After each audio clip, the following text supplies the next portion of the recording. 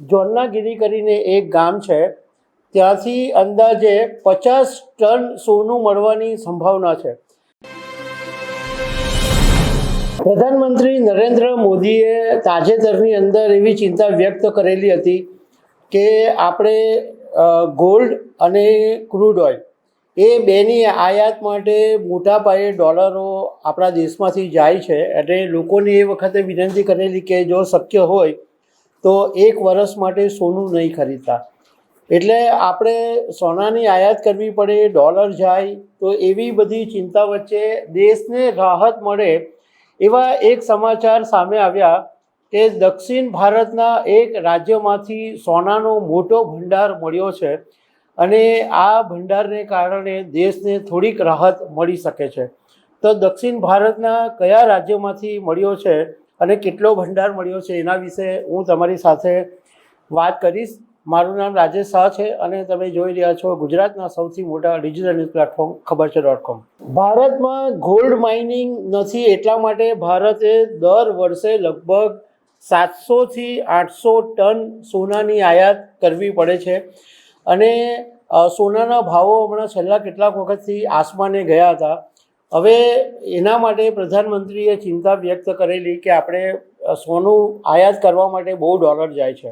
હવે સારી વાત એ બની કે દક્ષિણ ભારતના રાજ્ય આંધ્રપ્રદેશના કુન્નૂર જિલ્લાની અંદર જોન્નાગીરી કરીને એક ગામ છે, ત્યાંથી અંદાજે 50 ટન સોનું મળવાની સંભાવના છે અને આનું કન્ફર્મેશન પણ આવ્યું છે, કારણ કે માઇન્સ વિભાગના પ્રિન્સિપલ સેક્રેટરી મુકેશ કુમાર મીણાએ એક પત્રકાર પરિષદની અંદર આ માહિતી આપી કે એકલા આ જોન્નાગીરી ગામની અંદર જ 50 ટન સોનું મોજૂદ છે અને એની વેલ્યુ છે એ લગભગ 7,500 કરોડથી 9,000 કરોડ રૂપિયા સુધીની છે।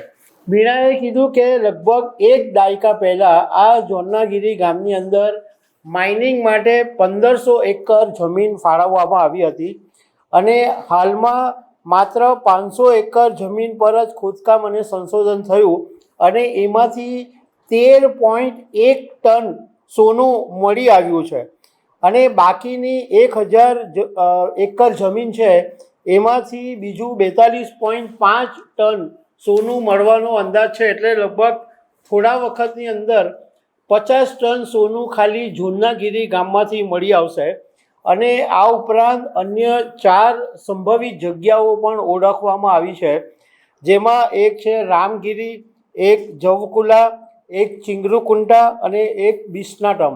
આ જગ્યાએ પણ સોનું મળવાની સંભાવના છે અને આ મહિનાના અંતમાં આંધ્રપ્રદેશના મુખ્યમંત્રી ચંદ્રબાબુ નાયડુ જોન્નાગીરી ગોલ્ડ માઇનિંગ પ્રોજેક્ટનું સત્તાવાર ઉદ્ઘાટન કરશે અને ગોલ્ડ માઇનિંગ રાષ્ટ્રને સમર્પિત કરશે।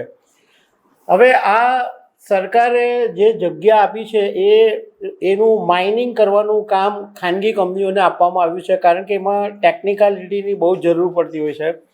તો આ જે કંપનીઓ છે એમાં જીઓ માઇસોર સર્વિસ પ્રાઇવેટ લિમિટેડ અને એના ભાગીદારો ત્રિવેણી અર્થ મૂવર્સ, ડેક્કન ગોલ્ડ માઇન્સ અને લોઇડ એન્ટરપ્રાઇઝ, આટલા જણા આ માઇનિંગ કંપનીની અંદર ખોદકામનું કામ કરી રહ્યા છે। એટલે આને કારણે ફાયદો એ થશે કે ભારત 700-800 ટન આયાત કરે છે તો એમાંથી 50 ટન સોનું ઓછું થઈ જાય તો એટલી ભારતને રાહત રહે અને આગળ જે બીજી જગ્યાઓ શોધખોળ કરવામાં આવી રહી છે એમાંથી પણ જો સોનાનો ભંડાર મળે તો ભારત માટે આ બહુ જ મોટી વાત હશે। તો દર્શક મિત્રો, આવી અનેક વાતો સાથે અમે તમને મળતા રહીશું। આભાર।